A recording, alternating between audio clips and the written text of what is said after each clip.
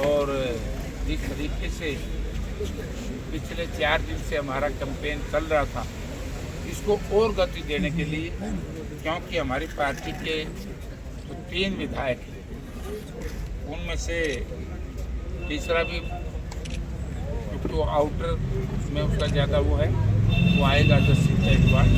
लेकिन हमारे चंद्र प्रकाश जी, हमारे भाई नरेश सेलवाल जी ने जिस तरीके से हमारे साथियों को बताया भाई हम यहाँ 24 घंटे अवेलेबल हैं। चंद्र प्रकाश जी का एडमिनिस्ट्रेटिव एक्सपीरियंस तो है ही है, अब राजनीतिक भी हो गया, क्योंकि आदमपुर में चुनाव लड़ना, दिन रात मेहनत करना, तो उसी को जहाँ शहर का इलाका है कारपोरेशन, उसमें इनके परिवार की भी राजनीतिक गतिविधियाँ बरसों से चलती आ रही हैं। तो इन्होंने भी अपनी बात कही, नरेश सेलवाल जी ने भी आपके सामने अपनी बात कही। तो हम सब लोग अपने अपने हिसाब से लगे हुए हैं, ताकि क्योंकि भारतीय जनता पार्टी पहले तो झूठ का सहारा लेके असेंबली में, भाई तुम्हें 1% का मेरा जवाब दे दो, तुम सारे साथी हो, शहर के लोग, पत्रकार के साथ साथ शहर के नागरिक तो हो। आप ये बताओ कि इंटरनेशनल एयरपोर्ट को लेकर के सरकार कब से आपको ये बात कह रही है? कितनी बार मैडम आपको भी ध्यान में होगा इसका शिलान्यास हुआ है? 7 बार। बार बार क्यों शिलान्यास होना, वो भी एक अशुभ है, वो अशुभ है। और मैंने तो बात बड़ी खुली तौर पे कह दी कि लोग झूठ बोल करके राजनीति कर रहे थे, अब फंस गए। अब तो बिल्ली बोरे से बाहर निकली, सच्चाई सामने आ गई। अब मुख्यमंत्री जी कल आएंगे, बता दो इंटरनेशनल एयरपोर्ट की उड़ान कब शुरू हो जाएगी। अब तो उड़ान की बात करते हैं। आज मुझे एक पत्रकार साथी ने कहा कि बीजेपी वाले क्यों बोला उड़ावांगे हम। अरे भाई, यह तो जब कांग्रेस की गवर्नमेंट थी, स्वर्गीय चौधरी भजनलाल जी चीफ मिनिस्टर थे, ये तो कई दिन पहले उड़ चुकी हैं। जिस बात को लेकर के आपने हमारा रास्ता बंद किया चंडीगढ़ वाला, जिस बात को लेकर के किसानों की बेशकीमती जमीन एक्वायर का डर दिखा करके, डर दिखा करके वो लुटा और फिर उसको बेचा इंटरनेशनल एयरपोर्ट के नाम से, आज वो इंटरनेशनल एयरपोर्ट है। रास्ते की बात कर रहे थे सर, आपकी रास्ते की बात कर रहे थे, आपके चौधरी भजनलाल के समय पे रास्ता नहीं बनाया गया था, अब इन्होंने रास्ते भी अलग बना दिए। उस पे आऊंगा ना जी। अब सिंपली फ्लाइंग कलर भी चलाना है, या 40 सीटर जो विमान है वही उड़ाना है, और वो भी उस स्कीम के तहत नहीं है जो प्रधानमंत्री जी ने उड़ान योजना पूरे देश में चलाई थी, और ये कहा था कि 72 जगह से जहाज उड़ेंगे, हवाई चप्पल वाला हवाई जहाज में। हिसार की तो चप्पल भी गई, जहाज भी गया, हमें तो कुछ भी नहीं मिला। सड़क भी हमारी गई, 703 एकड़ के आसपास हमारी जमीन गई, 7300 एकड़, और लगभग 2000 करोड़ रुपया हरियाणा का खर्च कर दिया। हमारी यूनिवर्सिटी यहाँ से शिफ्ट हुई, वरना हमारी यूनिवर्सिटी यहाँ बढ़ती, हमारी बोस्टर जेल नहीं बनानी पड़ी, हमारा यहाँ सेक्टर कटता तो शहर का एक बहुत बड़ा और विकास होता। उसका सत्यानाश करके इन्होंने केवल अपने व्यापारिक उद्देश्य को लेकर के ये सारा ड्रामा।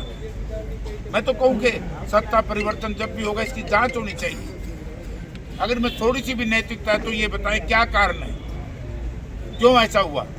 जब हमने लुवास लाला लाजपत राय पशु विश्वविद्यालय का यहाँ पर शिलान्यास कर दिया था चौक भूपेंद्र सिंह हुड्डा ने, तो उसके बाद जगह स्थान क्यों बदले भाई? केवल अपने व्यापारिक उद्देश्य के। तो कल आएंगे मुख्यमंत्री जी, बता दें भाई इंटरनेशनल एयरपोर्ट की उड़ान कै दिन में चलेगी, और मतलब उड़ना है हमारा था, वहाँ क्यों नहीं लड़े थे, इन्होंने रोका। ये असफल रहे अपनी ड्यूटी के ऊपर, बीजेपी के लोगों ने ड्यूटी का निर्वाह नहीं किया। तो और ये बात सही है कि जब पहले 40 सीटर उड़ा करता की दिक्कत है, 40 सीटर तो हमारे इस शहर की मिट्टी में पैदा हुए स्वर्गीय ओम प्रकाश जिंदल जी का परिवार है, उनके भी जहाज उड़ते हैं। उन्होंने बख्तर बेबख्ता नवीन जिंदल ने ये राय भी दी कि इसकी स्ट्रिप बढ़ाओ। कांग्रेस गवर्नमेंट में स्ट्रिप बढ़ाई भी थी। हमारे से तो काम चल रहा था, पर क्या जरूरत थी रास्ता बंद करने की जब पहले काम चल रहा था। तो नीत में खोट। और दूसरा एक और नई चीज, जो सीवरेज शहर में हिसार शहर को काउंटर मैग्नेट टाउन बनाया कांग्रेस ने, उस वक्त मैं एमपी था, और भारत सरकार का जो फंड आता है जो उसमें सीवरेज बना, वाटर सप्लाई बनी, तो उसको आगे तो नहीं बढ़ाया। हमने RRTS मंजूर कराया, और जब मैंने रेल मंत्रालय से पूछा कि RRTS की क्या पोजीशन है, बोला जी वो तो रद्द हो।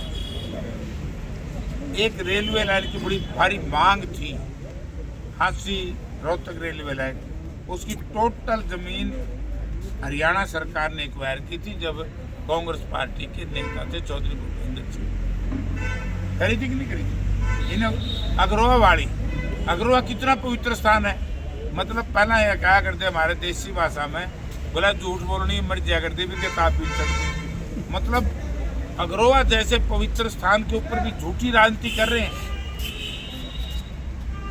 ये माननीय लालू प्रसाद यादव जी जब रेल मंत्री थे, ये प्रोजेक्ट वो दे करके गए थे। आज इन्होंने 13-14 साल हो गए, उसमें कोई काम नहीं।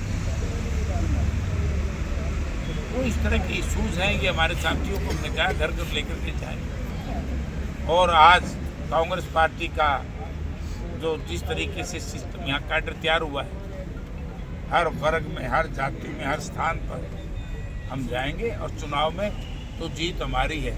अगर जीत नहीं होती ना, ये बीजेपी वाले कैसे पूछ मारते फिरने वाले। अब तो उनके बाज लिए पहले तो यहाँ जन है कोई 2 वोट का सहारा तो ला देगा, डूबते को तिनके का सहारा वाली काम करने लग रहे हैं। और कांग्रेस की पार्टी के कार्यकर्ताओं में कितना जोश है। सर जब से रामनिवास राणा कांग्रेस छोड़कर बीजेपी में गए हैं, वो लगातार एक बयान दे रहे हैं कि कांग्रेस पार्टी खत्म हो चुकी है, बाबू बेटे ने कांग्रेस पार्टी का सत्यानाश कर दिया, इसे कुछ नहीं बचा। फिर उन्हें टिकट क्यों दी थी बाबू बेटियां की? आपके ऊपर भी आरोप लगाए कि जयप्रकाश जेपी जी ने भी इलेक्शन में उनका साथ नहीं कोई दिया, मदद नहीं की। कोई मदद नहीं की, जिसकी वजह से वो इलेक्शन हारे। देखो बात कुमारी शैलजा ने मदद की और अन्य नेताओं ने आपके ऊपर भी आरोप लगाए। देखो मैं बता, वो तो खुल के कहते हैं कुमारी शैलजा के अलावा पूरी कांग्रेस उनके खिलाफ थी। मैं एक बात कहता हूँ, देनी आवे बुमारी घटिया बतावा सु विश्वसनीयता मतदाताओं की खो चुका था, वो मैं कैसे बहाल कराऊं? लोगों ने विश्वास ही नहीं इसके ऊपर व्यक्त किया, क्योंकि लगातार चुनाव हारने लग रहा था। तो पार्टी का काम था टिकट देना। तो अगर ऐसी पार्टी खराब थी तो क्यों नहीं टिकट भाई?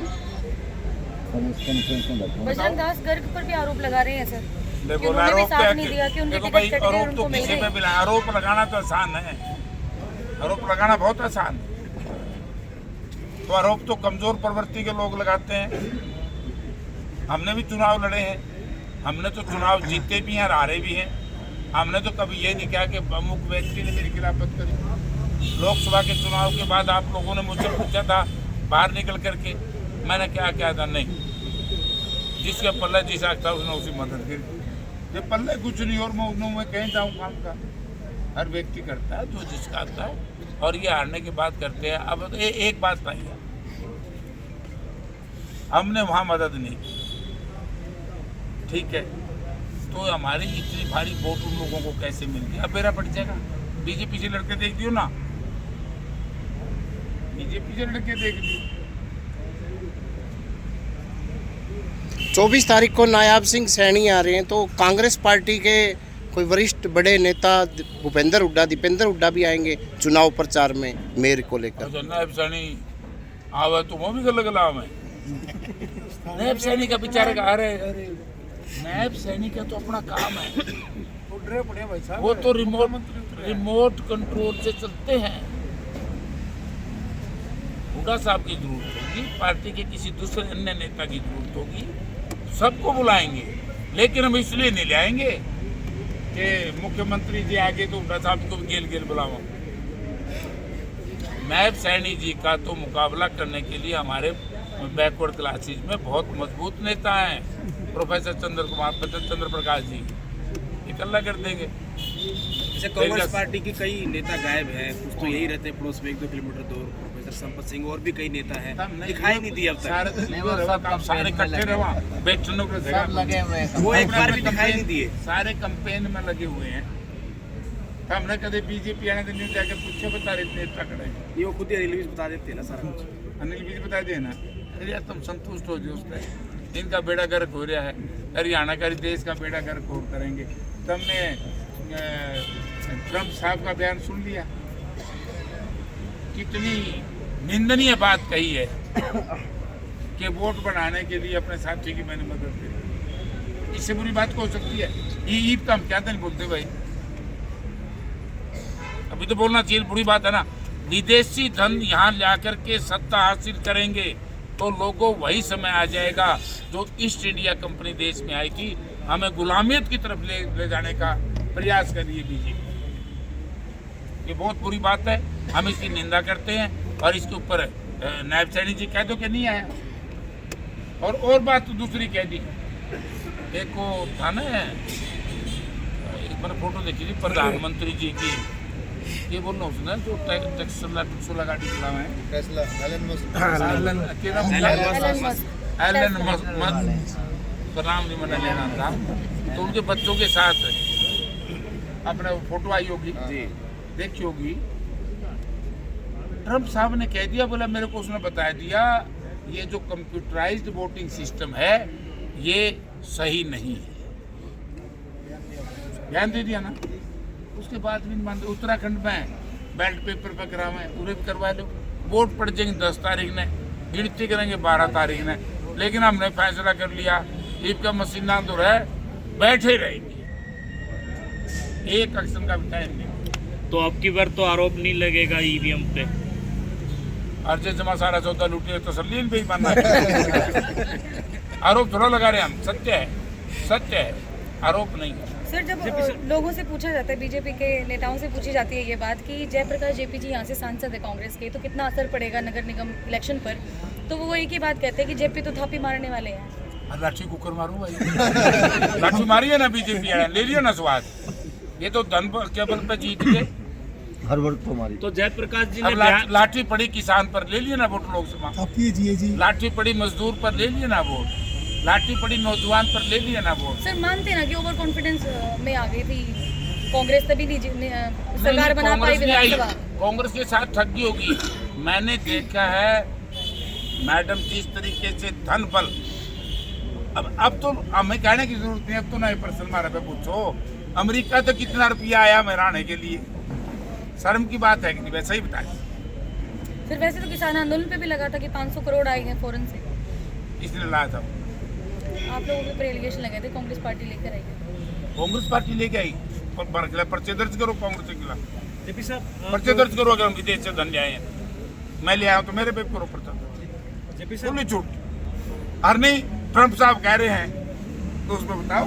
ट्रम्प साहब तो यही कह रहे हैं कि मोदी को बदलने के लिए फंडिंग हुई थी बयान बाइडेन ठीक के टाइम में। बयान ठीक पढ़ ले, हाँ बयान ठीक पढ़ ले, ठीक है। यही कहा है मैं थोड़ा कि थोड़ा बदलने के लिए फंडिंग हुई थी। जानता, लेकिन मेरे तो रहे विद्वान लोग बैठे हैं, मैंने पता सारा बता दिए कि हुआ क्या है, बोल के दिखाओ ना बीजेपी के लोग। मोदी को क्या बदलना है? मोदी तो बच गया, जनता त्यार बदल ही दिया। अरे भाई मोदी जी तो जीत के नहीं आए, मोदी को तो बदल दिया। ये तो दूसरी पार्टियों के सहयोग से सरकार बनाई है, मोदी को तो बीजेपी को तो बदल दिया, सैद्धांतिक तौर से बदल दिया कि नहीं बदल दिया? आपको मालूम है लोकसभा में क्या होता है? 80% देश का टोटल बजट वहाँ जा रहा है। क्यों जा रहा है भाई? हरियाणा में एक पैसा आया कि बजट का, जबकि जीएसटी कलेक्शन हमारी सबसे ज्यादा और प्रोजेक्ट हमारे सबसे कम। तो ये बात हम लोगों को बतावांगे नहीं, टैक्स तो आप बांधे। हाँ अरे टैक्स बोका है कि बीजेपी वाले बाहर खर्च कर लग रहे हैं, ये सारी बातें हम बताएंगे। एमपी साहब, जो एयरपोर्ट को लेकर आपने बोला कि आप निरीक्षण करेंगे टीम को लेकर, कौन सा क्या करूँगा? आप यहाँ हिसार भी कह रहे हैं। कौन करूँ मैं? जड़ है दिल्ली 6 तारीख को। हाँ टोटल सिविल एविएशन डिपार्टमेंट रहता है, उसमें हर चीज़ आपके सामने एक मैंने रिक्वेस्ट करी है ऊपर नाम नहीं लूँगा, तो कमेटी कॉन्स्टिट्यूट हुई है, आपको एक एक चीज़ आपके सामने बताएं। जैसे जैसे करके अगर इन्होंने एयरपोर्ट स्टार्ट कर दिया तो सर दे देंगे आप इस्तीफा? एक हाँ, इंटरनेशनल एयरपोर्ट एक दिन में हो जाएगा। International International airport airport, start, जहाज तो कदे उड़ा लियो, डोमेस्टिक तो डोमेस्टिक तो कदे उड़ा लियो, लेकिन अच्छा उसमें भी एक बात रही,